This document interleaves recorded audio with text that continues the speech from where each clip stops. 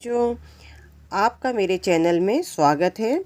आज हम पढ़ेंगे बच्चों क्लास 12th आरोह के कवियों के जीवन परिचय। हम बहुत आसान तरीके से आपको बताएंगे। अगर किसी भी प्रकार का कवि का जीवन परिचय आता है तो आप आसानी से लिख सकते हैं। बच्चों, हमने यहाँ पे एक फॉर्मेट तैयार किया है। ये हरिवंश राय बच्चन हैं।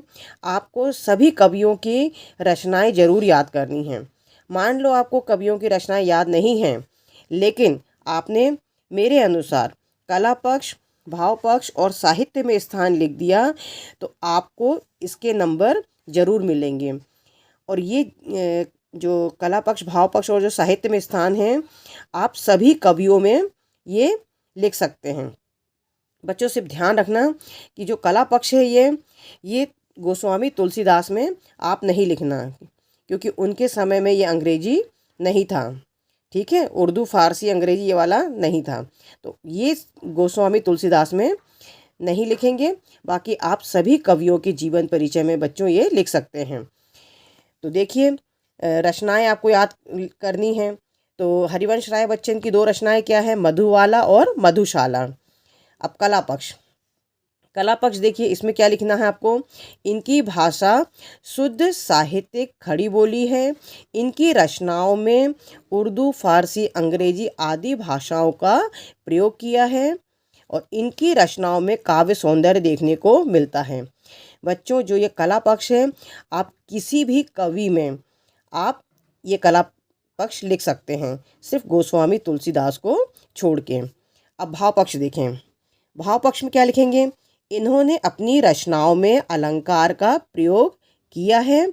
इनकी रचनाओं में काव्य सौंदर्य देखने को मिलता है। बच्चों, ये जो कला पक्ष और भाव पक्ष है, आप सभी कवियों में आप लिखना।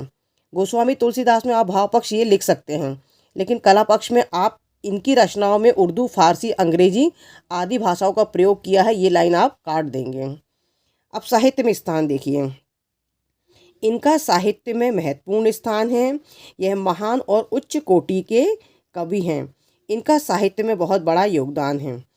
तो बच्चों, इस तरह से आप सभी कवियों में ये लिखेंगे तो आपको डेफिनेटली जीवन परिचय में नंबर जरूर मिलेंगे। सभी कवियों की रचनाएं अलग रहेंगी, लेकिन कला पक्ष, भाव पक्ष आप ये सब सेम लिखिएगा। और गोस्वामी तुलसीदास में बच्चों, इनकी रचनाओं में उर्दू, फारसी, अंग्रेजी आदि भाषाओं का जो प्रयोग है, इसको आप काट दीजिएगा। जो अब आलोक धनवा, उसमें भी आप उन दो रचनाएं बताएंगे, ब्रूनो की बेटियां और जनता का आदमी।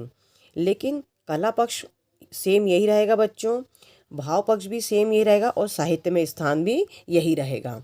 कुंवर नारायण में उनकी दो रचनाएं आप बताएंगे कि हम तुम आमने सामने। कला पक्ष, भाव पक्ष, साहित्य में स्थान सेम आपको यही लिखना है।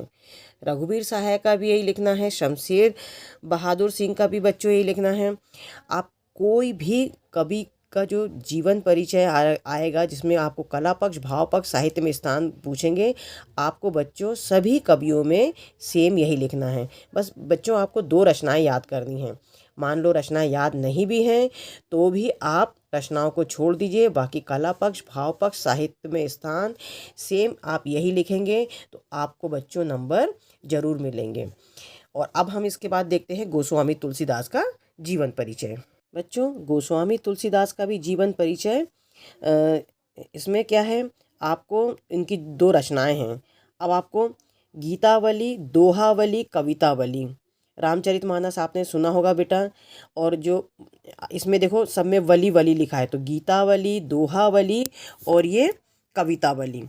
अब बच्चों, कला पक्ष। कला पक्ष भी बच्चों बहुत आसान है कि तुलसीदास की रचनाओं में अवधी और ब्रज भाषा का प्रयोग हुआ है। बच्चों, इसमें कौन सी भाषा का प्रयोग हुआ है, अवधी और ब्रज भाषा का, तो आप आसानी से लिख सकते हैं। और ये एक कॉमन सी चीज़ है कि इन्होंने अपनी रचनाओं में अलंकार और छंद का प्रयोग किया है, तो ये बहुत सरल है, आप आसानी से लिख सकते हैं। अब बच्चों, इनका जो भाव पक्ष है, भाव पक्ष में आप क्या लिख सकते हैं। तुलसीदास राम भक्ति शाखा के प्रमुख कवि हैं। आपको मालूम है कि ये रामचंद्र जी को बहुत मानते थे, उनके बारे में इन्होंने पूरी रचनाएं लिखी हैं। तो आप लिखिए कि तुलसीदास राम भक्ति शाखा के प्रमुख कवि हैं और तुलसीदास के संपूर्ण काव्य में रामचरित की प्रधानता है। उनकी जितनी भी रचनाएं हैं उन्होंने रामचरित की प्रधानता रही है। और इन एक कॉमन सी चीज़ है कि इनकी रचनाओं में काव्य सौंदर्य देखने को मिलता है। अब साहित्य में स्थान आप वही लिखिएगा कि इनका साहित्य में महत्वपूर्ण स्थान है। यह महान और उच्च कोटि के कवि हैं। इनके काव्य में रामचरित की प्रधानता है। तो कॉमन सी चीज़ है।